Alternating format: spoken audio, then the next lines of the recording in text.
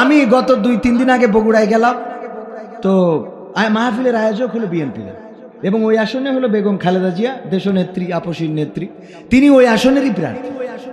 তো বলতেছে, ভাই আমরা তো বিএনপির লোক আয়োজন করেছি, আপনি একটু মেপে একটু। আমি বললাম, ওজন দেওয়ার জন্য তো আমরা আসি, কিন্তু আপনি জানেনই না যে আমিও বিএনপির লোক। ভাই সত্যি? আমি বললাম অবশ্যই। তো আমার সাথে সেলফি তুললো, তারপরে খুব যত্ন করে, ভাই আমি নিজে রান্না করেছি, আপনার গোশ 1 পিস বেশি দিল এই কারণে যে আমি বলেছি আমি বিএনপির লোক। বললো, ভাই এটা কি সত্যি আপনি? আমি বললাম, তা আপনার কি মনে হয়? তো আমি স্টেজে যেয়ে বললাম যে আসলে আমার ভাইরা বিশ্বাস করতেছে না আমি বিএনপির লোক। সব দলেরই দেখা হলো কেমন করে চালাই দেশ, আগামীতে সাইজে দেখতে নরেন্দ্র মোদীর বাংলাদেশ।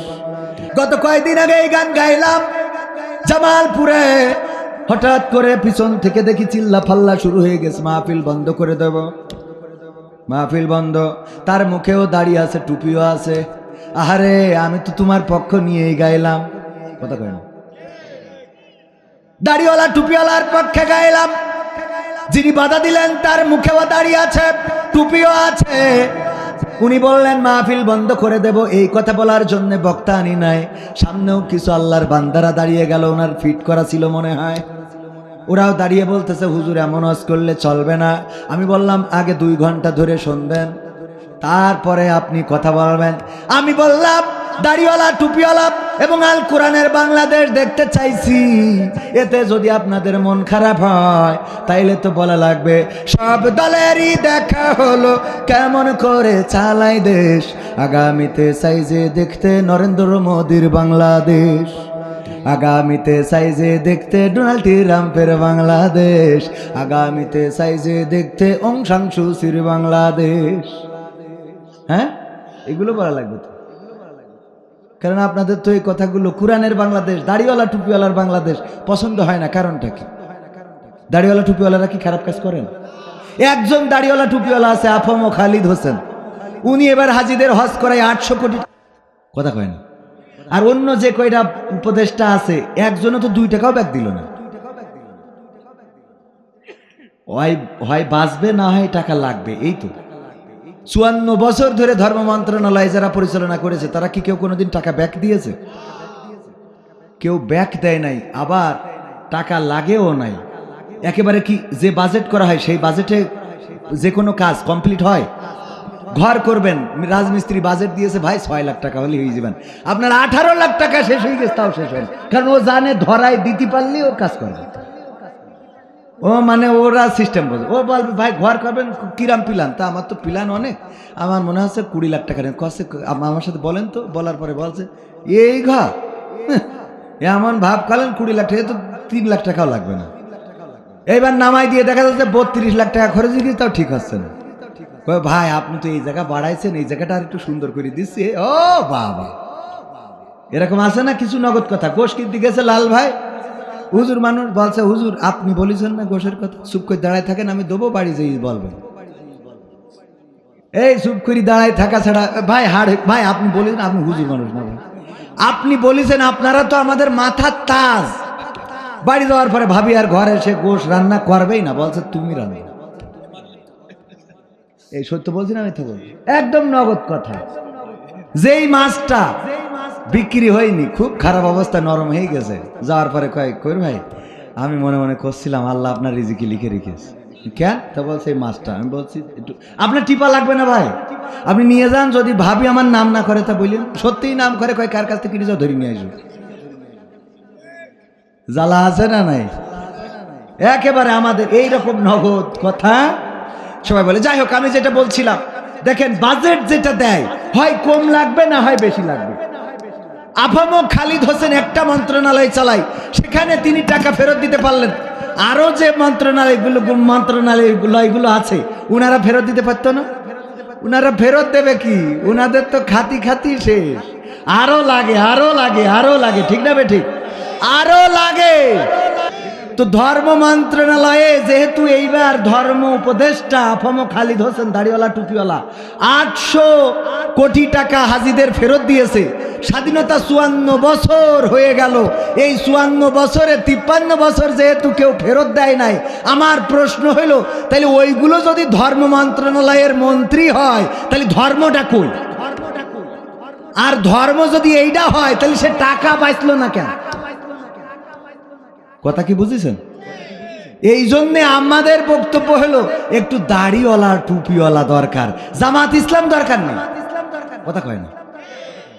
এই দাড়িওয়ালা টুপিওয়ালা কুরআনওয়ালা হাদিসওয়ালা জুব্বাওয়ালা পাঞ্জাবিওয়ালা এরা যদি হয়, হাজিদের টাকা যেভাবে ফেরত পেয়েছে ওই রাস্তা করে দেখা যাবে আবার কিছু টাকা নিয়ে যেয়ে ফেরত দিচ্ছে, ব্রিজ করে কিছু টাকা নিয়ে যেয়ে ফেরত দেবে, কলকারখানা মিল ফ্যাক্টরি করে টাকা ফেরত দেবে, ও বালিশ তুলে টাকা ফেরত দেবে। সব জায়গায় যদি এভাবে টাকা ফেরত দেয় তখন দেখা যাবে যে বাংলাদেশে ফেরত দেওয়া টাকা ওই বাজেটে আবার দেশ চলতেছে। ঠিক না বে ঠিক?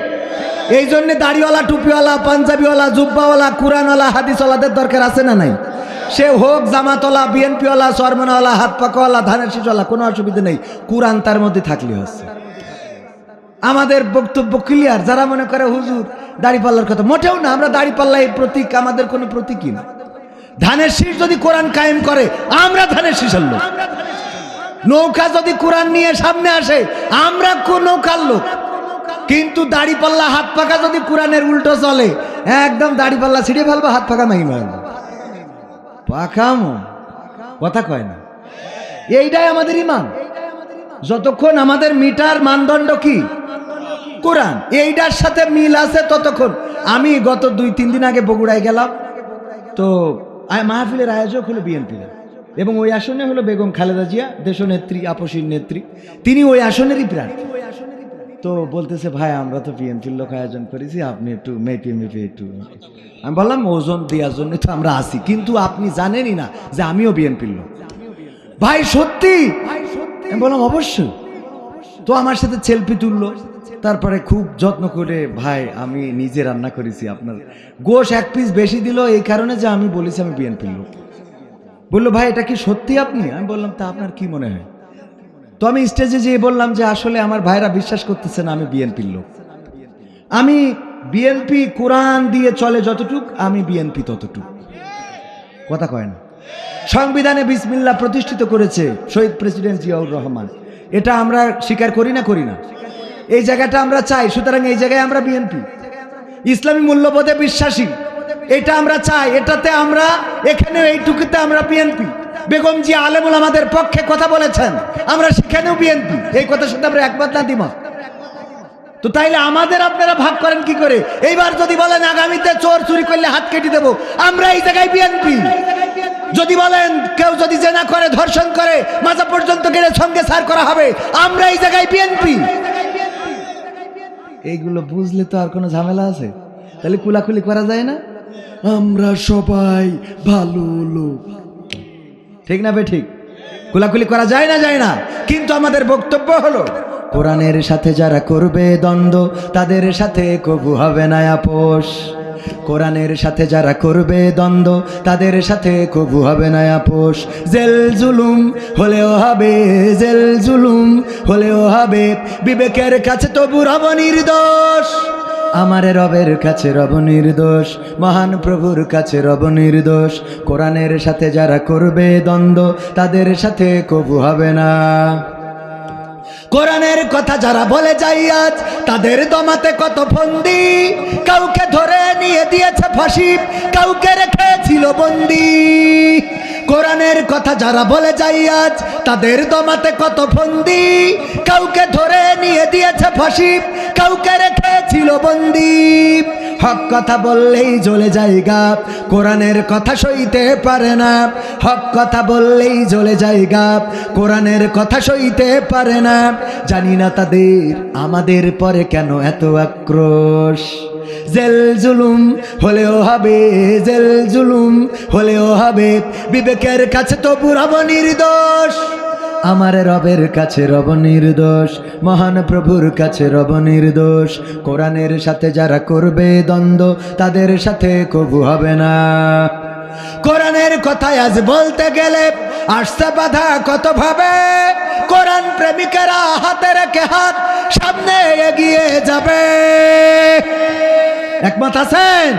দিনের কথায় আজ বলতে গেলে আসছে বাধা কত ভাবে, কোরআন প্রেমিকেরা হাতে রেখে হাত সামনে এগিয়ে যাবে। হক কথা বলতে করি না কো ভয়, জীবনের বিনিময়ে আনব বিজয়। হক কথা বলতে করি না কো ভয়, জীবনের বিনিময়ে আনব বিজয়। বুকে আছে শক্তি, অন্তরে আছে সাহস। সাহস কি আছে? জেল জুলুম হলেও হবে, জেল জুলুম হলেও হবে, বিবেকের কাছে তবু রব নির্দোষ।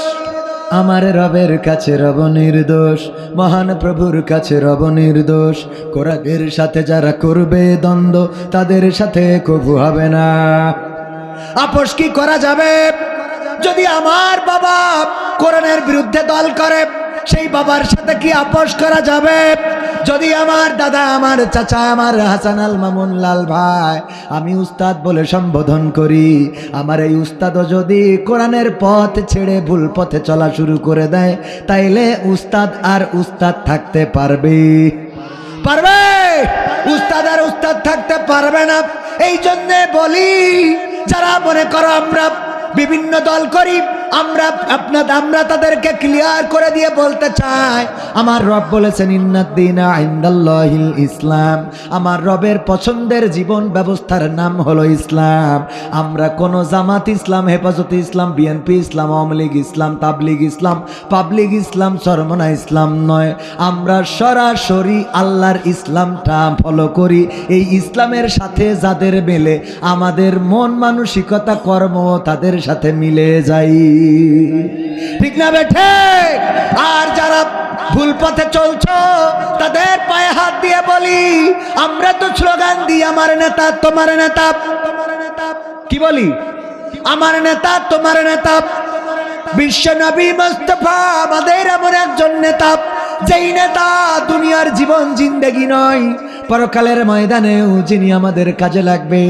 শুধু কাজে লাগবে না, আমাদের বিশ্ব নবী হযরত মুহাম্মদ মুস্তাফা সাল্লাল্লাহু আলাইহি ওয়াসাল্লাম ছাড়া আমাদের সুপারিশ করার মতো কোনো আপন ব্যক্তি ওই পরকালে কি পাওয়া যাবে? পাওয়া যাবে না। আমরা ছুটে যাব আদম আলাইহিস সালামের কাছে। আদম আলাইহিস সালাম বলবেন, আমি তো ভুল করেছিলাম, আমি গন্ধক ফল খেয়ে ফেলেছিলাম। আল্লাহ রাব্বুল আলামিন আমাকে দুনিয়ায় নামিয়ে দিয়েছিলেন। আজকে এই মুসিবতের দিনে আমার কিছু করার নাই। আল্লাহর বান্দারা, তোমরা ছুটে চলে যেতে পারো ইব্রাহিম আলাইহিস সালামের কাছে। আমরা ইব্রাহিম আলাইহিস সালামের কাছে যাব।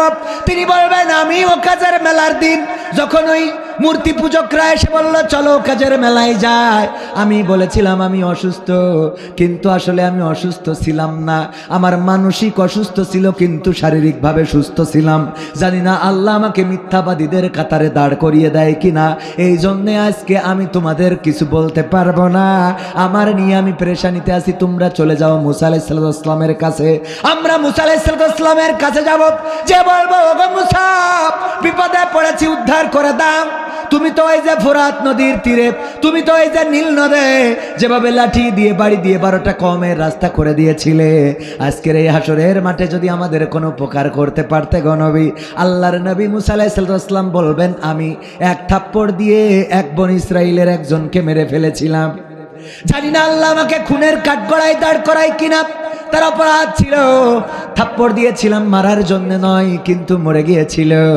আল্লাহ যদি আমাকে খুনিদের কাঠগড়ায় দাঁড় করায়, কি জবাব দেব? আজকে তো আমি আমার নিয়েই পেরেশানিতে আছি। তোমরা চলে যাও ঈসা আলাইহিস সালামের কাছে। আমরা ঈসা আলাইহিস সালামের কাছে যাব। ঈসা আলাইহিস সালাম বলবেন, আল্লাহ, তোমার বান্দাদের আমি কেমনে উপকার করব? আমাদেরকে ডেকে বলবেন, ওগো আল্লাহর বান্দারা, আমি কেমনে তো আপনাদের ব্যাপারে বা তোমাদের ব্যাপারে উপকার করব? তোমাদের আমি কেমনে সহযোগিতা করব? দুনিয়ায় খ্রিস্টানেরা আমাকে আল্লাহর পুত্র বানিয়েছে, আর আমার মাকে আল্লাহর স্ত্রী বানিয়ে দিয়েছে। বলেন নাউজুবিল্লাহ। আল্লাহ যদি বলেন, ওগো ঈসা, তুমি কেমন দাওয়াতি কাজ করেছিলে যে তোমার উম্মতেরা আমাকে পর্যন্ত স্ত্রী দিয়ে দিয়েছে, সন্তান দিয়ে দিয়েছে, আমি আজকে কি জবাব দেব? তোমাদের একটা সন্ধান বলে দিই, তোমরা চলে যাও আখেরি জামানার পয়গম্বর নবী মুহাম্মদ মুস্তাফা সাল্লাল্লাহু আলাইহি সাল্লামের কাছে। আমরা দেখব আল্লাহর নবী সিজদায় আছেন, উম্মতি উম্মতি বলে কান্না করেছেন। আমরা বলবো গো নবী সিজদা থেকে ওঠেন, আমরা এসেছি বড্ড বিপদে পড়ে। আল্লাহর নবী সিজদা থেকে উঠবেন, আমরা বলবো গো নবী আজকে এমন একটা দিন যে কলিজার আমাদের জন্মদাতা পিতাকে ডাক দিয়ে বললাম, আব্বা, ও গো আব্বা, চিনতে কি পেরেছেন আমি আপনার সন্তান? আব্বা বলল, দুনিয়ায় আমার সন্তান ছিল মনে পড়ে না? আমাদের কলিজার টুকরা মা, মাকে ডাক দিয়ে বললাম, ও গো মা, চেনো নাকি মা? হাসরের ময়দানে বড্ড বিপদে পড়ে গেছি মা, তুমি তো আমার জনম দুঃখিনী মা। আমার শীতের রাতে নিজে ভিজে জায়গায় ঘুমায়, শুকনা জায়গায় ঘুম পাড়াতে গো মা। মা জননী অস্বীকার করে বলল, আমার সন্তান ছিল দুনিয়ায় মনে পড়ে না? আমাদের স্ত্রী, যে স্ত্রীরা ভালোবেসে ঘর ছাড়লাম, বাড়ি ছাড়লাম, টাকা পয়সা যা কিছু আছে সব স্ত্রীর জন্য উজাড় করে দিলাম, ওই স্ত্রী অস্বীকার করেছে। কলিজার টুকরা সন্তান, যেই সন্তানের জন্য হালাল হারাম বিবেচনা করি নাই, ওই সন্তান পর্যন্ত স্বীকার করেছে। ওগো নবী, আদম আলাইহিস সালাম থেকে শুরু করে কত নবীদের কাছে গেলাম, কেউ আমাদের পক্ষ নিয়ে দাঁড়াতে রাজি হয় নাই। ওগো বিশ্ব নবী আখেরি জামানার পয়গম্বর, এই বিপদের দিনে সহযোগিতার জন্য এসেছি। আমার নবী, আমার নেতা, এমন নেতা তিনি বলবেন, ওগো আল্লাহর বান্দারা, ওগো আমার উম্মতেরা, তোমাদের সুপারিশ করার দায়িত্ব আজকে আমার। এই পরিচয় নিয়ে দাঁড়াবেন আমাদের নেতা, যেই নেতা দুনিয়ার জমিনেও কাজে লাগে, আখেরাতেও কাজে লাগে। আর তোমাদের নেতা তো হলো সেই নেতা যার পক্ষে স্লোগান দাও, আমার নেতা, এগিয়ে চলো, আমরাই আছি তোমার সাথে নেতা, তোমার ভয় নাই, রাজপথ ছাড়ি নাই। আমার নেতার চরিত্র ফুলের মতো পবিত্র, নামাজ পড়ে না এক ওয়াক্ত, গাঞ্জা টানে 6 ওয়াক্ত। আছে না নাই? নেতায় আছে যে ঠাই, আমরা থাকি সে ঠাই, নেতা থাকে ঢাকায়, তুমি কেন গাছতলায়? ঠিক না বেঠে? নেতা বুলেট প্রুফ গাড়ি চড়ে বেড়ায়, নেতা ভিআইপি প্রোটোকল নিয়ে চলে, আর কর্মী চায়ের দোকানে ভোটের আগেও যেমন, ভোটের পরেও তেমন, এমন আছে না নাই? এই জন্য ওই সব নেতার অনুগত্য নয়, আমরা আমাদের আখিরি জামানার পয়গম্বর নবী মুহাম্মদ সাল্লাল্লাহু আলাইহি সাল্লামের আনুগত্যকে মেনে নেব। কোন নেতার কণ্ঠে সুর মিলাবো না। ওই যদি কণ্ঠে সুর মিলান, আজকে হুঁশিয়ার করে দিয়ে বলে যায়, ভাইয়েরা আমার, ওই যে ঘুঘু ধরা ফাঁদ আপনারা দেখেছেন না দেখেন নাই? এই ঘুঘু ধরা ফাঁদ যিনি পাতেন, ওর মধ্যে একটা ঘুঘু থাকে, ওই ঘুঘু বলে ঘুঘু ঘুঘু ঘুঘু ঘুঘু ঘুঘু। আসলে কি এটা বলে? এটা বলে, ওই ঘুঘু বলে, তোমায় দেখলে মনে হয় 1000 বছর তোমার সাথে ছিল পরিচয়, বন্ধু ছিল পরিচয়। কথা কয় না? এটা না বললি ওই ঘুঘু আসবে কেন? হ্যাঁ, এবার ওই ঘুঘু বলে, হ্যাঁ আমারও তাই মনে হয়, আমি আসতেছি, এ আবার গান গাই, আমার সোনার ময়না পাখি, একটু কাছাকাছি এসো রে, কইলজে ভরে দেখি রে আমার সোনা। কথা কয় না? এই গাই বলেই তো ও আবার টানে টানে বলে, হ্যাঁ বন্ধু তোমায় দেখলে মনে হয়। এই আসিয়ে যখন এর মধ্যে আর এক ঘুঘুর সাথে দেখা হয়েছে পথে, বলছে, কনে ওর সাথে ওরম করতেছ কেন? বলছে যে ও তো আমার খুব লাইক করে, আই লাভ ইউ। বলছে, খবরদার ওদিক যাইসনি বাবা, ওর সাথে কণ্ঠে সুর মিলাই যে তুই স্লোগান শুরু করেছিস, বিপদে তো ও তো আছে, তোরও ফেলবে। আরে না, ও আমার চেহারা দেখি পছন্দ করেছে, ও বারবার বলে আই লাভ ইউ, লাইলাতুল ফেব্রুয়ারিতে ঘুরতে নিয়ে যাবে, এইসব বলে, গদখালি নিয়ে যাবে। তো এই কারণে আমি যাচ্ছি, এই যে আশা শুরু করেছি। ও বললো, দেখ তোর বললো কিন্তু ওখানে ফাঁদে পা দিবি, ওই ধরি ফেলবে, ওর মালিক আছে, তোর কুসুমুল্লা দেবে, ছুরি দিয়ে জবাই করবে, তারপরে ওর বউ কিন্তু একেবারে টাইনিয়ে ছেড়বে, ছিঁড়ে কুসুমুল্লা করি ওই যে বটিতে কাটবে, কুটুকরো টুকরো করি লাল ভাইয়ের ওয়াইফ, ওরে বাবা তেল গরম করি ওর মধ্যে পেঁয়াজ ছাড়িয়ে লাল হয়ে গেলি তারপরে তো ছাড়বে, সাইডি কায়দা করি মাখো মাখো ভুনা করি। এইবার হাসান আল মামুন লাল আর ওনার স্ত্রী আর দুই ছেলে মেয়ে কড়মাড় করে চাবাই চাবাই খাবে। বলছে এসব কাহিনী পাইছো কেন? এটা আমরা বিশ্বাস করি না। এই বইলে যখন ঘুঘুর সাথে তাল মিলাইয়ে গেছে, কাছাকাছি যেই ফাঁদে পা দিয়েছে, আটকাইছে না আটকাই না? আটকাইনোর পরে মনে পড়িস তাহলে মনে হয় ওই হুজুর ঠিক কথা কইল রে, কি জানি এখন কি আবার সত্যি ছুরি নিয়ে আসে। এই মনে করতে করতে দেখে সত্যি সত্যি মালিক এসে ধরিস ধরলি, বাবা রে ছুরি ধার দিয়ে একটা ক্যাশ কেজি বের করিছে। ও তো জান খাঁচা ছাড়া, বলছে আহারে যদি ওয়াজটা শুনতাম তাহলে না জানি কত ভালো হইতো, কিন্তু না, ওয়াজটা শোনে নাই, ওয়াজটা কানের মধ্যে ঢুকাইছিল কিন্তু মানে নাই। এবার যখন জবাই করেছে বুঝে ফেললো আরে ওয়াজটা না শোনার ভুলটা এখন খেসারতটা দিতে হচ্ছে। এবার না জানি লাল ভাইয়ের স্ত্রী এইবার টাইনে শুইলে ছেড়ে, সত্যি তাই যখন ছিড়া শুরু করেছে ওয়াজের কথা মনে পড়ছে না, যখন কুটছে তখন মনে পড়ছে ওই ওয়াজের কথা। এবার যখন রান্না তখন মনে পড়লো, যখন কড়মড় করে চাবায়ে খায় তখন বারবার মনে করতেছে আল্লাহ রে, যদি আমি ওই সতর্কতাকারীদের সতর্ক বাণী শুনতাম তাইলে আজকে আমার এই অবস্থা হইতো না। এই যখন আজ মনে পড়েছে তখন কি আর ফেরার সুযোগ আছে? না নাই। ওগো আমার ভাইয়েরা, এই জন্য যাদের সাথে কণ্ঠ মিলাও, যাদের সাথে তাল মিলাও, মাথায় রাখবা বিপদে পড়ার পরে ওই নেতারা কোনো কাজে লাগবে না। তোমারে কিন্তু কবরে যাওয়ার পরে মান রব্বুকা ওমান দীনুকা ওমান নবিয়ুকা প্রশ্ন করা হবে। উত্তর দেওয়ার জন্য নবী ওই তোমার নেতা যাবে না, উত্তর তোমার এই দেয়া লাগবে।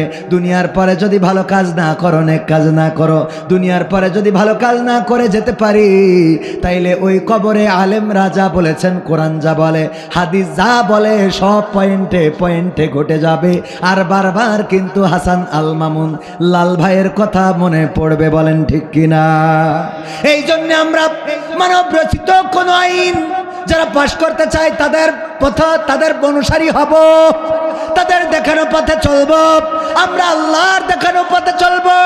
যেই রব আমাদের পথ বদলে দিয়েছেন, যেই রব বিশ্ব নবীকে বলে দিয়েছেন হুয়াল্লাযী আরসালা রাসূলাহু বিল হুদা ওয়া দীনিল হক লিইয়ুযহিরাহু আলাদ দীনি কুল্লিহি ওয়ালাউ কারিহাল মুশরিকুন। ভাইরা আমার, আপনাদের কি কষ্ট হচ্ছে? না তো বলেন মুখে, কিন্তু কাজে তো অন্যরকম। অনেককেই দেখছি, তবে শীত বেশি ঠান্ডা বেশি, নিচে থেকেও ঠান্ডা উপর থেকেও ঠান্ডা, একটু কষ্ট হয়ে যায়। বেশি সময় নেব না ভাইরা আমার, আর 15-20 মিনিট কি সময় দেওয়া যাবে? 15-20 মিনিট কি থাকা যাবে? তবে দুঃখজনক আমরা যা বলি, আমার ভাইজান বলেছিলেন লিমা তাকুলুনা মা লা তাফআলুন, এমন কথা বলো না যা তোমরা কাজে পরিণত করো না। আমরা বলি কোরআন শুনতে ভালো লাগে, আমরা কোরআন জানতে ভালোবাসি, কোরআনের মাহফিল ভালোবাসি, কোরআনের জন্য রক্ত দিতে রাজি, জীবন দিতে রাজি, কিন্তু আসলে আমাদের কর্ম সেটা বলি। মসজিদের ইমাম সাহেব রমজানে ওয়াজ করে ইতিকাফ করার ফজিলত কি? অনেক বয়ান। ইতিকাফ করলে যেদিন শাওয়ালের চাঁদ উদয় হয় ওই দিন আপনি ইতিকাফ ভাঙলেন মানে জীবনের সমস্ত গুনাহ মাফ হয়ে গেল। কিন্তু দুঃখজনক হলো 99% মসজিদের ইমাম ইতিকাফ করে, ইতিকাফে থাকে, ফজিলতের বয়ান আছে কিন্তু ইতিকাফে নাই। আমরা এরকম মুসলমান, ওই যে নাসির হজ্জার মতো, এই যদি হয় মুসলমান তাইলে আমার বিড়াল কই, আর এই যদি হয় বিড়াল তাইলে আমার মুসলমান কই। ভাইরা আমার, কোরআনের জন্য যদি নিবেদিত প্রাণ হতে পারি, আল্লাহর জন্য যদি নিবেদিত প্রাণ হতে পারি, দিনের জন্য যদি জীবনটা সঁপে দিতে পারি, তবেই বিজয় আসবে। আর যদি আমাদের কথা আর কাজের মধ্যে বেমিল থাকে তাইলে আল্লাহ বিজয় দিবে। আর এই জাতীয় আচরণ যাদের আছে, আল্লাহ রাব্বুল আলামিন তাদেরকে জাহান্নামের একেবারে নিচের স্থানে রাখবেন। আমাদের পরিবর্তনের দরকার আছে না নাই? বলেন আছে না নাই? কি হবে বেঁচে থেকে? অযথা বিদ্যা শিখে যদি না গড়তে পারি শোষণবিহীন সমাজটাকে, কি হবে বেঁচে থেকে? কি হবে ছাত্র সেজে চুমু খেয়ে সনদ খানা, যদি হয় বিদ্যালয়টা গাঞ্জুটেদের আড্ডাখানা? কি হবে ছাত্র সেজে চুমু খেয়ে সনদ খানা, যদি হয় বিদ্যালয়টা পতিতাদের আড্ডাখানা? এর চেয়ে মরাই ভালো দেশ ছেড়ে যাওয়াই ভালো, এর চেয়ে মরাই ভালো দেশ ছেড়ে যাওয়াই ভালো। কি হবে ধোকা দিয়ে বিবেকটাকে, কি হবে ধোকা দিয়ে বিবেকটাকে, কি হবে বেঁচে থেকে? অযথা বিদ্যা শিখে যদি না গড়তে পারি শোষণবিহীন সমাজটাকে, কি হবে বেঁচে থেকে? কি হবে যুবক নামের বোঝা হয়ে এই ধরাতে, যেখানে মা বোনেরা ধর্ষিতা হয় দিনে রাতে? ধর্ষণ আছে না নাই? এই ধর্ষণ যদি বন্ধ করতে হয় আইন লাগবে কার? কি হবে যুবক নামের বোঝা হয়ে এই ধরাতে, যেখানে মা বোনেরা ধর্ষিতা হয় দিনে রাতে?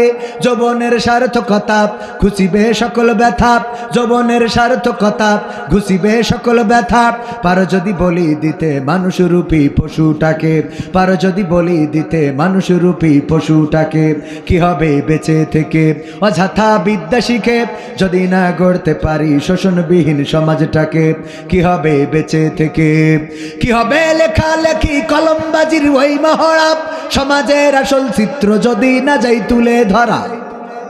এমন সাংবাদিক আছে না নাই যারা সমাজের আসল চিত্র তুলে ধরে না? তার মধ্যে প্রথম আলো আর দিল্লির স্টার, এই দুটো সেরা, বলেন ঠিক না বেঠিক? এরা ভালো ঘটনাকে মানুষ মারা যায় সেইটা তুলে ধরে না, কিন্তু গাছ কাটার খবর পত্রিকায় দেয়, বলেন ঠিক কিনা? ঠিক না বেঠে? কি হবে লেখালেখি কলমবাজির ওই মহড়া, সমাজের আসল চিত্র যদি না যাই তুলে ধরা? যদি ওই ঘুষের বলে কলমটা উল্টো চলে, যদি ওই হ্যালো কলে ক্যামেরা উল্টো বলে, তবে কি যাবে রোখা দুর্নীতিকে, তবে কি যাবে রোখা দুর্নীতিকে? কি হবে বেঁচে থেকে? অযথা বিদ্যা শিখে যদি না গড়তে পারি শোষণবিহীন সমাজটাকে, কি হবে বেঁচে থেকে? কি হবে নামাজ রোজা ইমানদারির বড়াই করে, যদি এই খোদার কোরআন বাউলরা অবমাননা করে? করেছে না করে নাই? আমার ওই বাউলেরা আল্লাহর কোরআন অবমাননা করলো, সূরা নাসকে বিকৃত ভাবে উপস্থাপন করলো, আর তাকে যখন কোরআন অবমাননার অপরাধে অ্যারেস্ট করা হলো, তাদের পক্ষ নিয়ে দাঁড়ানোর মতো নেতা আছে না নাই? কোরআনের পক্ষ নিয়ে দাঁড়ায় না যারা, কোরআনের বিপক্ষে দাঁড়ায় যারা, আর যাই হোক তারা কিন্তু ইসলাম এবং আল্লাহ রাব্বুল আলামিনের দ্বীনের পথের পথিক হইতে পারি। অনেকেই বলে আমরা মদিনার ইসলাম মানি, তো মদিনার ইসলামে কি ছিল যে এই কোরআন যারা অবমাননা করবে তাদের পক্ষে কথা বলতে হবে? না, এটা ছিল না। তবে আমরা উগ্রতা পছন্দ করি না। আমরা দেখলাম দীপু, কি যেন দীপু দীপচন্দ্র দাস নাকি দীপু চন্দ্র দাস, একজনকে পিটিয়ে পিটিয়ে মেরে ফেলেছে। আহারে, এই মানুষটাকে মেরে ফেলা হলো, তার বিরুদ্ধে অভিযোগ আনা হলো ধর্ম অবমাননা করেছে। ধর্ম অবমাননা যদি করে, এই পুড়িয়ে মারার অধিকার ইসলাম দেয় নাই। ইসলাম, আল্লাহর নবী বলেছেন যদি একটা গাছের পাতা এটাও যদি ছেড়ো, প্রয়োজন ছাড়া ছিড়ো না। বিনা প্রয়োজনে গাছের পাতা ছিঁড়তে নিষেধ করেছেন কি আমাদের বিশ্ব নবী সাল্লাল্লাহু আলাইহি ওয়াসাল্লাম? গাছের পাতা ছিঁড়তে নিষেধ করেছেন। ওগো আমার ভাইয়েরা, এই জন্যে আমরা মানুষ মারা যাবে না, মানুষ পিটানো যাবে না, মানুষদেরকে পুড়ানো তো যাবেই না। এই কাজ যারা করেছে প্রতিবাদ জানানোর পাশাপাশি যারা জড়িত তাদেরকে আইনের আওতায় আনার জন্যে আমরা প্রশাসনের প্রতি অনুরোধ জানাচ্ছি। কিন্তু আমাদের প্রশাসন গতকালকেও মাহফিল বন্ধ করেছে। ভাইয়েরা আমার, যেই প্রশাসন খুনিদের ধরতে পারে না, যেই প্রশাসন সন্ত্রাসীদের ধরতে পারে না, খুন বন্ধ করতে পারে না, জেনা বন্ধ করতে পারে না, ধর্ষণ বন্ধ করতে পারে না, ওরা আবার তাফসিল মাহফিল বন্ধ করে প্রমাণ করে দেয় আমরা বড় ক্ষমতাবান। এই যেগুলো উঠছেন এগুলো কি আল্লাহর খাস বান্দা, মুখলেস বান্দা নাকি আল্লাহ জানে। বেশিরভাগ উঠেছে যেগুলো দেখলাম সব জুব্বাওয়ালা, বেশি উঠে জুব্বাওয়ালা পাঞ্জাবিওয়ালা, এগুলো ওরা পাশ নিয়ে আসছে আল্লাহর কাছ থেকে। ওরা সারাদিন বলবে এটা জান্নাতের বাগান, এখানে বসলে সওয়াব আছে, ওরাই বসবে। আমি বেশিরভাগ জায়গায় দেখি এটা কেন? আপনি যদি না বসেন মাহফিলে আসবেন না, আপনি দূর থেকে, আপনার যদি চলে যাওয়ার ইচ্ছা থাকে দূর থেকে শুনবেন, শুনে ওখান থেকে চলে যাবেন। আপনি জান্নাতি একটা পরিবেশকে নষ্ট করে দিচ্ছেন। এগুলো কেন? বেশিরভাগ আলেম জামাতে নামাজ পড়ার বয়ান করেন, নিজে ইমামতিতে ছুটিতে নিয়ে যে ফজর নামাজও পড়েন। এগুলো এই সব কাজের জন্য এই দেশে ইসলামের মর্যাদা নাই, ইসলাম কায়েম হয় না, কারণ আমাদেরই তো নাই। বাসের পিছনে লিখে রেখেছে নামাজ কায়েম করুন। লাল ভাই বলছে ভাই মাগরিবের রক্ত চলে যাচ্ছে, একটু ব্রেক দেন। বলছে কের ব্রেক? বলছে মাগরিবের রক্ত চলে যাচ্ছে। তা বলছে তাই কি নামাজ কায়েম করুন পিছনে লিখা? আপনি তো ব্রেক করি নিজে ইমামতিতে দাঁড়াবেন, আমরা মুসাল্লি হয়ে দাঁড়াবো, আমরা যাত্রী যারা আছি। ও বলতেছে হুজুর আপনি সফরে আছেন, কসর পড়ি নিয়ে বাসের পিছনে লিখা নামাজ কায়েম করুন। এরপরে লিখে রেখেছে যে ট্রাকের পিছনে লিখেছে গাছ লাগান পরিবেশ বাঁচান। এই আলমডাঙ্গা মিরপুরের যত গাছ আছে সব কেটি বলে ওর ট্রাকে তোলা। ও লিখেছে গাছ লাগান পরিবেশ বাঁচান। টয়লেটের মধ্যে লিখা পরিষ্কার পরিচ্ছন্নতা ইমানের অঙ্গ, আল হাদিস। কত বড় হাদিস ওলা। হালখাতার কার্ডে লিখেছে 1 টাকা, শহীদের রক্তের থেকে 1 টাকা ঋণ পরিশোধ করা অনেক উত্তম, অথচ হালখাতার কার্ড দিয়ে বেড়া স্যার বিড়ি টানতেছে। ও হাদিস লিখেছে হালখাতার কার্ডের উপরে, আল হাদিস।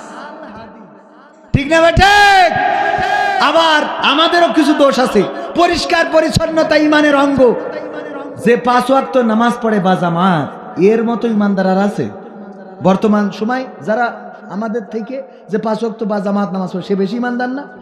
এই ইমানদার যেই মসজিদে নামাজ পড়ে, এই মসজিদের টয়লেট হইল সবচেয়ে অপরিচ্ছন্ন। কথা কয় না? তাহলে ইমানের অঙ্গ পরিষ্কার পরিচ্ছন্নতা। আর এই ইমানদার সবচেয়ে কমপ্লিট যারা মসজিদে যায় 5 ওয়াক্ত নামাজি, ওরা হেগে থুয়ে গুছিয়ে চলে আসে। সত্য বলছি না মিথ্যা বলছি? এইগুলো কেন? এই কারণেই তো এই জমিনে ইসলাম কায়েম হয় না, ইসলাম কায়েম হবে না। কারণ আপনার কথার সাথে আদর্শের মিল নেই, চরিত্রের মিল নেই। আপনি সারাদিন ওয়াজ করেন, আপনার এই ওয়াজের সাথে নিজের একটা বয়ানের মিল নেই। মার খেদমতের বয়ান করতেছে, নিজে মার শাড়ি কিনে তিনি 2 বছর হয়ে গেছে। বাবার দেখে না, বাবার জন্য ওষুধ কিনে দেয় না, নিজে আবার বলতেছে বাবার ওষুধ দেবা। লাভ কি? মুসলমান নাম ধারণ করেছি, মুসলমান মানেই হলো আল্লাহ বলছেন ইয়া আইয়ুহাল্লাযীনা আমানুত্তাকুল্লাহ হাক্কা তুকাতিহি ওয়া লা তামুতুন্না ইল্লা ওয়া আনতুম মুসলিমুন। ওগো ঈমানদারেরা, তোমরা আল্লাহকে যথাযথ ভয় করো আর ততক্ষণ মারা যেও না যতক্ষণ না পূর্ণ মুসলমান হতে পারো। এখন আমরা আত্মসমর্পণকারী বলি, মুখে বলি যে আমরা আত্মসমর্পণকারী, আসলে কি আত্মসমর্পণকারী? আজান হলে মসজিদে খবর নেই, ইসলামী আন্দোলনের মিছিলে খবর নেই, দিন কায়েমের জন্য আমার ভূমিকা নেই। আবার আমরা এই মাহফিলে এসে কতবার ওয়াদা, ও হাত তুললেন ইসলামের জন্য জীবন দিতে রাজি, রক্ত দিতে রাজি, কিন্তু এই শীতের রাতে মাহফিল শুনতে রাজি না। আপনি শুনবেন না তো বসলেন কেন? আমার আল্লাহ বললেন ইয়া আইয়ুহাল্লাযীনা আমানু দুখুলু ফিস সিলমি কাফা ওয়া লা তাত্তাবিউ খুতুওয়াতিশ শাইতান ইন্নাহু লাকুম আদুউম মুবিন। পরিপূর্ণভাবে ইসলামে দাখিল হও, শয়তানের পদাঙ্ক অনুসরণ করো না, কারণ সে তোমাদের প্রকাশ্য দুশমন, শত্রু। তো প্রকাশ্য দুশমন যে শয়তান, সে শয়তান কি চায় আপনি এখানে বসে থাকেন? চায়? তো আপনার ডেকে নিয়ে যাচ্ছে মানে তো শয়তান ডেকে নিয়ে যাচ্ছে। আপনি যত বড় হুজুর হন, মনে করেন হুজুর বলি শয়তানে ধরে না। আব্দুল কাদের জিলানী রাহমাতুল্লাহি আলাইহি, উনার কাছে একবার শয়তান এসেছে, খুব তারা জামা গায়ে দিয়ে, চান টুপি খুব কায়দা করে পরে, একেবারে ওরে বাবা পাগড়ি টাগড়ি বাইধে নিয়ে সুন্দর করে এসে বলছে আসসালামু আলাইকুম ইয়া আব্দুল কাদের জিলানী। আব্দুল কাদের জিলানী চিন্তা করলো এত বড় মানুষকে যে আমার নাম ধরে সালাম দেয়, এসে বলল ওয়ালাইকুম আসসালাম। কে তুমি? কয় আমি হলো জিব্রাইল আলাইহিস সালাম। জিব্রাইল তো আসার কথা না। বলতেছে আমি আসছি, আমি আসলে আসার কথা না, কিন্তু আসছি। কেন আসছি সেটা তো শুনতে হবে। কেন এসেছ? আল্লাহ রাব্বুল আলামিন তোমার ইবাদত বন্দেগীতে এতই সন্তুষ্ট, এত পছন্দ করেছে যে আমারে আবার দুনিয়ায় পাঠাতে বাধ্য হয়ে গেল। আল্লাহ রাব্বুল আলামিন বললেন, ওগো আমার জিব্রাইল, তুমি তাড়াতাড়ি করে যাও, আব্দুল কাদের জিলানীর সব ইবাদত আল্লাহর কাছে পছন্দ হয়ে গেছে। এইটা অন্তত তুমি আমার যে বাউন্ডারি ছিল আমি তোমারে পাঠাইতে চাইলাম না, সেই বাউন্ডারি ভেঙে তোমারে পাঠাইলাম। কারণ আব্দুল কাদের জিলানী আমার কাছে এত গুরুত্বপূর্ণ, এত প্রিয় বান্দা, তার কাছে এই খবরটা পাঠানোর মতো তুমি ছাড়া আমি আর বার্তাবাহক পাই না। সুতরাং তুমি চলে যাও, খবরটা দাও। ও, এই খবর যদি সাধারণ কোনো পীর মাশায়েখকে দিত, ও তো পরের দিন বলতো যে আমি তো একেবারে আল্লাহই গেছি। নাউজুবিল্লাহ বলবেন না? এরকম যদি শয়তানে এসে বলে কোনো, এমনি স্বপ্নে দেখাই শয়তানে, তাই ওই লিখে তুই কয় আমি এলহাম পাইছি। কি হাম পেয়েছে? এলহাম পেয়েছে। বিড়ি টানে সারাদিন, ওর কাছে আবার নাকি এলহাম আসে। ঘুমিয়ে ঘুমিয়ে এলহাম পাই। এলহাম দেয় কিডা? শয়তান। এই শয়তান যখন এভাবে বলল, আব্দুল কাদের জিলানী বলল, ঠিক আছে বুঝেছি রে শয়তান, তুমি শয়তান, আমারে ধোঁকা দিতে চাও। লা হাওলা ওয়ালা কুওয়াতা ইল্লা বিল্লাহ। শয়তান বলল, ওগো আব্দুল কাদের জিলানী, আমি এমন করে কত আলেমদেরকে জাহান্নামের সাথী বানাইছি, তোমার কাছে হেরে গেলাম। আব্দুল কাদের জিলানী এমন আল্লাহওয়ালা ছিলেন, এমন আল্লাহ ভক্ত ছিলেন, তিনি যখন দোয়া করতেন মুনাজাতে বলতেন, আল্লাহ, ওগো আল্লাহ, তুমি যদি আমাকে জান্নাত দাও, আর সেই জান্নাতে যদি আমার সাথে কথা না বলো, যদি আমার কোনো খবর না নাও, যদি আমার একটিবারের জন্য জিজ্ঞাসা না করো আব্দুল কাদের জিলানী তুমি কেমন আছো, তাইলে ওই জান্নাতটা আমার দিও না, দিও না, ওই জান্নাত আমি চাই না।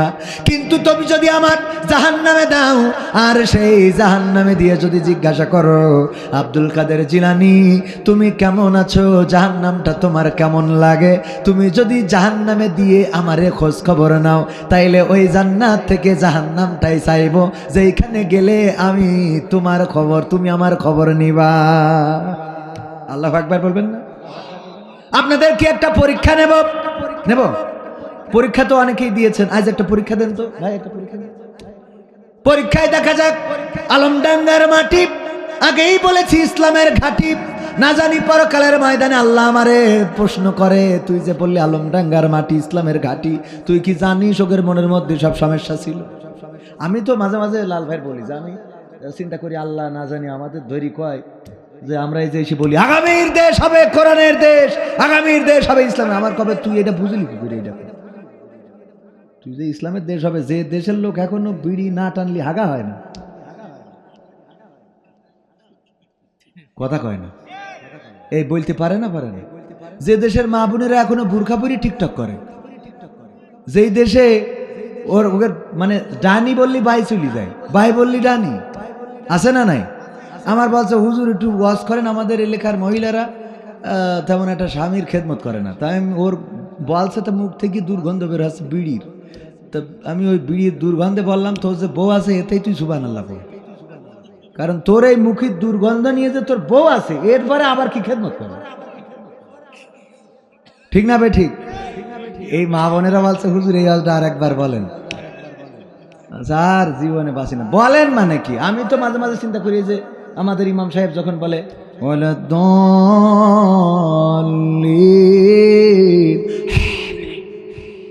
এই যে হাবিন চাইলো, মানে দুই বিড়িখোর যদি দুই পাশে পড়ে বুঝতে পারবেন যে কি অবস্থা। ফেরেশতা চিন্তা করে খাতা মাথা আপাতত থাক, আমি যাই, তুই নামাজ শেষ কর, তারপর লিখতো। ঠিক না বে ঠিক? আছে না নাই? এই মুসলমান নামে ওরে বাবা, আমি সেদিন বললাম বাবা, একজন বলছে আমরা একটু উদাহরণ দিতেছি বলি, দাড়ি পাল্লা নিয়ে খুব বলছে আমরা খুব করতেছি। তেমন বাবা, যেহেতু দাড়ি পাল্লা ধরি ফেলি যাও, ছবি টবি তো উঠছাও, সেলফি টেলফি ফেসবুকে দিছাও, জন্য দাঁড়াই পড়ে মুইতে না ভাই, কারণ এখন সবার হাতে ফোন। তুমি একবার দাড়ি পাল্লা ধরবার, একবার দাঁড়াই পড়ে পিসাব করবা, এই দুটো ছবি একসাথে দিয়ে ছেড়িয়ে তো ক্ষতি করবে দাড়ি পাল্লা। ঠিক না বে ঠিক? কারণ তোমার যে পরিস্থিতি দেখছি তা তো মানে দুই একটার আমার দেখি ভালো একটা ইমানদার পছন্দ হয় না, এরকম আছে না নাই? এজন্য হিসেবে তোর ভাই এটা খারাপ ভাবে নিয়ে না, আমি একটু মানে বলি গেলাম, এটা বলা ছাড়া তো উপায় নেই। আর আমি আকর্ষণ যেহেতু বললি কোনো অসুবিধা আছে? আর যা বলছি আমি অবাস্তব বলছি? বাসে লাল ভাই যাবে যশোরে, আলমডাঙ্গাতে বাসে চড়বে, হেল্পারের বাসে ভাই সিট আছে, বলছে সিট ভরা। বাসে আপনি কি জিজ্ঞেস করছেন? উঠোই নিয়ে যে দেখে একটাও খালি নেই। বলছে এই সিট কই? বলছে সিট তো আছে, খালি নেই। তো হুজুর মানুষ হলেও মিজাজ খারাপ হয় না? হঠাৎ মিজাজ খারাপ হয়ে গেছে, হেল্পারের কলার ধরবে, হঠাৎ করে তাকায় দেখে লেখা রয়েছে নিশ্চয় আল্লাহ ধৈর্যশীলকে পছন্দ করে। আল কুরআন। মানে ওর যতটুক দরকার ওখানে লাগাই রেখেছে। ও জীবনে কোনোদিন ওর বোম মারলে আলিফ বা তাসা 29টা হরফ বলতে পারবে না। ওখানে লিখে দিয়েছে আল্লাহ নিশ্চয় ধৈর্যশীলকে পছন্দ করে, আল কুরআন। সত্য না মিথ্যা? ইসলাম আমাদের দরকার মতো, যেখানতে আমাদের এক হুজুর বলিল যে ইসলামরে আমরা জাম্পার বানাইছি। শীতকালে জাম্পার দেখতেন না, এখন তো সোয়েটার মার হয়েছে। জাম্পার শীত লাগলি কাঁপতি কাঁপতি হঠাৎ করে ঠাস করে হাঁটুর মধ্যে ঢুকে দেয়, দিয়ে আবার বেশি শীত লাগছে এমনি হাত ঢুকে দেয়, দিয়ে এরপর আরো শীত লাগে কানের মধ্যে ঢুকে দেয়। এরকম না, ইসলাম আমরা জাম্পার বানাই ফেলেছি। আমার যেটুক দরকার হালখাতার কার্ডে দরকার, শহীদের রক্তের চেয়ে 1 টাকা ঋণ পরিশোধ করা উত্তম আল হাদিস। ওর বলছে আজান হয়ে গিয়ে চলে নামাজ পড়তে যায়, কছে পড়ে এসো, পড়ে এসো। ও কার্ডে লিখেছ কি? আল হাদিস। এই জন্যে আমাদের পরিবর্তন নেই ভাই, হবে না, পরিবর্তন হবে না। আল্লাহ নবীর সাহাবীরা এমন ছিলেন না। আল্লাহ নবীর সাহাবীরা হেঁটে যেতেন আর মনে হতো একটা জীবন্ত কোরআন হেঁটে যাচ্ছে। আল্লাহ রাসূলের সাহাবীরা প্রতিটা আয়াত কোরআনটা পড়তে ভয় পেতেন যে না জানি আরো সামনে আল্লাহ কি বিষয়ে তাগিদ করেছে, যদি আমি আমল করতে ব্যর্থ হই বিপদে পড়ে যাব। আল্লাহ রাসূলের এই যে হাদিস বর্ণনাকারী দেখছেন না, এটা আপনাদের একটু চিন্তার জন্য দিই। হাদিস বর্ণনাকারী সবচেয়ে বেশি বর্ণনা করেছে আবু হুরায়রা রাদিয়াল্লাহু তাআলা, ঠিক কি না? সবচেয়ে বেশি নবীর কাছে ছিলেন হযরত আবু বকর রাদিয়াল্লাহু তাআলা, ঠিক না বেঠিক? কাছে ছিলেন মানে কি, একেবারে হিজরতের রাতটাও আবু বকর রাদিয়াল্লাহু তাআলার সাথে। সেই মানুষ থেকে বর্ণিত হাদিস কয়টা পাইছেন আমার একটু বলেন তো, বলেন। হাদিস বিশারদগণ বলেছেন যে উনারা পরকালকে এতটাই ভয় পাইতেন যে আল্লাহর রাসূল বলেছেন কেউ যদি আমার নামে মিথ্যা কথা চালিয়ে দেয় তাইলে সে কি করলো? সে জাহান্নামে তার ঘর বানিয়ে নিল। এই ভয়ে যেন আবু বকর রাদিয়াল্লাহু তাআলা আনহুদের নামে কেউ আবার মিথ্যা কথা না বলে চালাই দিতে পারে, এই জন্য হাদিস বর্ণনা করেছেন কম, করেনি বললে চলে। ওমর রাদিয়াল্লাহু তাআলা আনহু থেকে হাদিস বর্ণনা খোঁজেন তো, কয়টা পাবেন? 2-4টা পাবেন। আলী রাদিয়াল্লাহু তাআলা আনহু, ওসমান রাদিয়াল্লাহু তাআলা আনহু খুবই কম, কারণ তারা ভয় পেতেন। আমার কথা না, এটা বলছেন যারা হাদিস গবেষণা করেছেন তারা বলতেছেন যে উনারা ভয় পেতেন যে যদি কোনো মিথ্যা বলা হয়ে যায়, এর মধ্যে যদি কোনো মিথ্যা ঢুকে যায়, তার থেকে না বলি সেটাই ভালো, তার থেকে কি না বলি সেটাই ভালো। ভাইয়ের আমার, অথচ আমরা আনায়াসে দেদারছে এমন এমন কথা বলে ফেলি। আমিও বলি আল্লাহ আমারে তো আগে ধরবে, আপনারা মনে করেন হুজুরই ধরবে না। আমার প্রথম ধরি কবে তুই ওয়াজ করি টাকা নিয়েছিলি, কোনে পাইছিলি, এটা প্রথম ধরবে। কি মনে করছেন? হ্যাঁ, হুজুর বেঁচে গেছে, এত সোজা না। আপনারা এখানে ভালো বেঁচে গেছেন, কারণ আপনারা এসে দিয়েছেন। কি করেছেন? দিয়েছেন, আলহামদুলিল্লাহ। আপনারা বলতে পারবেন ইকরা কিতাবাকা কাফা বিনাফসিকা আল-ইয়াওমা আলাইকা হাসিবা। এই কিতাব পড়ি বলবেন আল্লাহ এই যে দেখো 25 কত ডিসেম্বর, 23শে ডিসেম্বর আল্লাহ এই যে মাহফিলি ঠান্ডা, হাত মাত সব আমারই হাত ঠান্ডা হয়ে যাচ্ছে, ঠান্ডা হয়ে গেছিল, তাও বসেছিলাম এবং মাহফিল থেকে যাওয়ার সময় 1000 টাকা দিয়েছিলাম। এই যে 23 ডিসেম্বর লিখা, আর আমার আমল নামা বের করি আল্লাহ কবে কয় হাজার নিয়েছিলে। হ্যাঁ, লাল ভাই ধরবে না আজকে, কারণ নিজের গ্রাম তো টাকা নিবেন না। আজ বেশি গে, আজকে বেশি গেছে, আলহামদুলিল্লাহ বলেন আলহামদুলিল্লাহ। সত্য বলছি না মিথ্যা বলছি? তো এইটাও ঠিক করেন না আপনারা, এইটা তো ঠিক করবেন, জোরে করেন ঠিক। কারণ এটা আমার বিরুদ্ধে বলি ঠিক বলছেন না, আমার বিরুদ্ধেও আমার সেদিন বলছে হুজুর কারোর বিরুদ্ধে বললেন না। আমি বললাম অনেক কথা তো আমার বিরুদ্ধেই চলে যায়, আমি কারোর বিরুদ্ধে, আমার বিরুদ্ধেই চলে যায়। আমার যেটা আমার সাথে কাজের সাথে মিল নাই, আমি ঠিকানার বাজার করেছি আলহামদুলিল্লাহ। কের বাজার? ঠিকানার বাজার। সেখান থেকে খাঁটি অর্গানিক পণ্যগুলো সেল করতেছি আলহামদুলিল্লাহ, খুব ভালো। প্রতিদিন এত অর্ডার আসতেছে, মনে হচ্ছে যে আগামী বছর আমি মাহফিল করি পারবা না। আগামী বছর নিয়ত আছে যে এইভাবে মাহফিল করবো না, ওই বাজারে ব্যবসা করি খাবো। ওয়াজের ব্যবসা করি লাভ আছে, আল্লাহ যদি ধরি আমার অ্যাটাক করে, কথা কয় না। ব্যবসা করব, যেই ব্যবসায় যে তেল দিচ্ছি নিয়ে কয় হুজুর তেলটা ভালো আলহামদুলিল্লাহ। আমার আবার বাড়িওয়ালা বলেছে আবার 5 লিটারের অর্ডার দেন। মধু দিচ্ছি, খেয়ে বলছে হুজুর পাওয়ার বেরিয়ে গেছে। আলহামদুলিল্লাহ ব্যবসা করতেছি, ব্যবসা করব, এই ব্যবসা করব, ওয়াজ করব। কোনটা এরকম যুবকরা চাবে যে হুজুর আপনি একটু আসলে আমাদের এলাকায়। আমি তো এখন এই যে গুড় স্টিকার করে রেখে দিচ্ছি, কিন্তু ওয়াজের চাপে আমি যে একটা গুড়ি অ্যাড করবো, গুড় জ্বালাই যে সময় সকালবেলা, ওই সময় তো নাক দেখি ঘুম হয়, লুঙ্গি কাপড় ঠিক থাকে না। কথা কয় না, ঠিক না বে ঠিক? কারণ সারা রাত ওয়াজ করি, আপনি সকালে না ঘুমালি পরের দিন আবার কুপান দেবেন কি করে? এই জন্য গুড় জ্বালাবে, ওইটা তো অ্যাড করা লাগবে, ভিডিও করে বলতে হবে না যে আমি এসেছি আজকে চুয়াডাঙ্গায়, এই যে দেখেন শীতের সকাল, কুয়াশাচ্ছন্ন, এখানে এই যে গুড়, খাঁটি গুড় জ্বালিয়ে আপনাদেরকে দিচ্ছি, আপনারা অনলাইনে অর্ডার করুন, অর্ডার নাও বাটনে ক্লিক করুন অথবা ফোন করুন, আপনাদের পণ্য হাতে পৌঁছে যাবে, তারপরে টাকা দিবেন। এইটা যে কবতা সকালে তো থাকি ঘুমোয়, কথা কয় না। তো আগামী বছর শীতের সময় আমার পাওয়া যাবে না, আগামী বছর আমি গুড় বিক্রি করব আলহামদুলিল্লাহ। এখানে আরো সুবিধা হলো, মানে ওখানে প্রতিনিয়ত ইনকাম, বর্ষাকালেও ইনকাম, শুকনো কালেও ইনকাম। এই গুড়, তেল, তারপরে এই যে যা কিছু বেশি মধু, তারপরে হলো কাজু বাদাম, কাঠবাদাম, তারপর হলুদ নিয়ে আসছি, মরিচার গুঁড়ো নিয়ে আসছি, এগুলো সব নিয়ে আসতেছি ঠিকানা বাজারে। তো এগুলো সবার প্রতিদিন দরকার না? আপনার টাকা থাকলেও দরকার, না থাকলেও দরকার, কথা কয় না। এগুলো না কিনলে তো বউই থাকবে না। আর যদি ভালো জিনিসটা কেনেন, বউ খুশি হয়, মধু খাওয়ার পরেও বউ খুশি হয়, আলহামদুলিল্লাহ।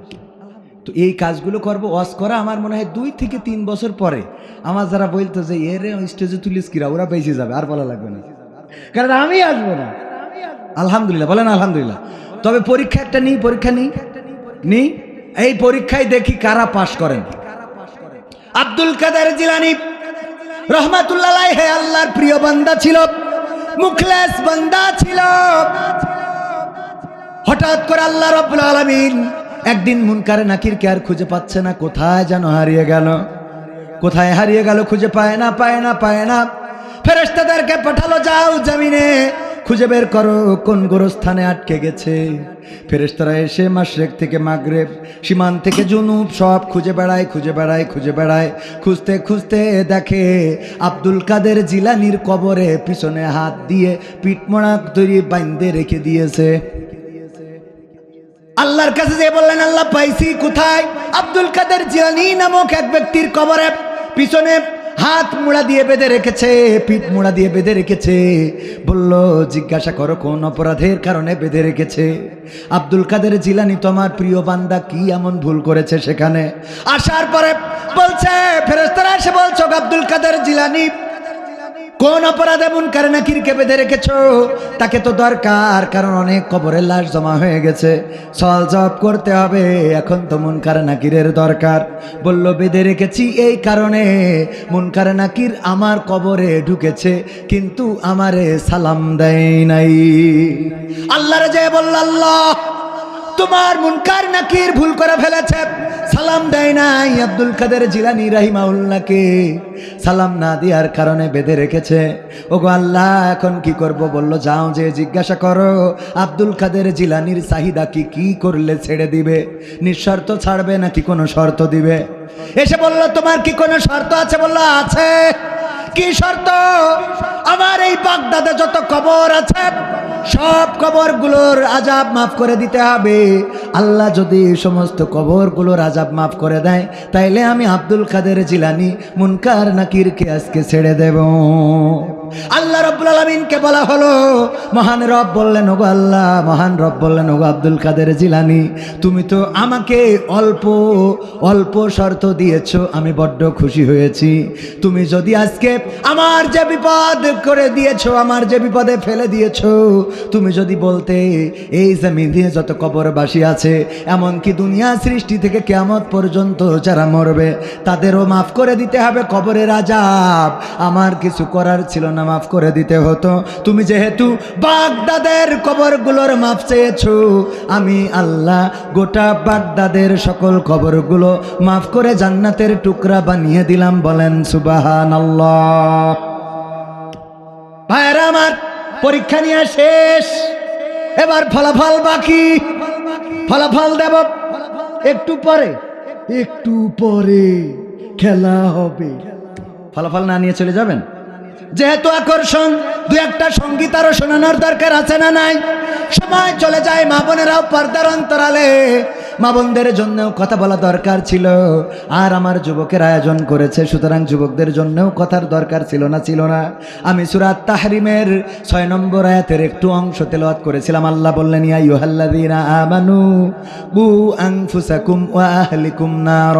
ওগো ঈমানদারেরা শোনো, তোমরা যারা ঈমানের দাবিদার, নিজেরা নিজেদেরকে আগুন থেকে বাঁচাও আর তোমাদের আহালদেরকে আগুন থেকে হেফাজত করো। কথাটা কার? আমরা কি আমাদের আহালদেরকে আগুন থেকে হেফাজত করতে পেরেছি? অনেক সন্তান দেখি টিকটক করে আর গর্ব করে বলে, আমি স্টাবলিশ হয়েছি, আমি ফেমাস হয়েছি। আমার ক্যামেরা ধরে দেয় আমার মা, আমার বাবা সহযোগিতা করে। এমন মা বাবা আছে না নাই? টিকটক করতে সন্তানকে সহযোগিতা করে। অনেক স্বামী আছে স্ত্রীর ক্যামেরা ধরে দেয় টিকটক করার জন্যে। আহালদেরকে আগুন থেকে বাঁচাতে বলল আর ওরা ধরে নিয়ে আগুনে ফেলে।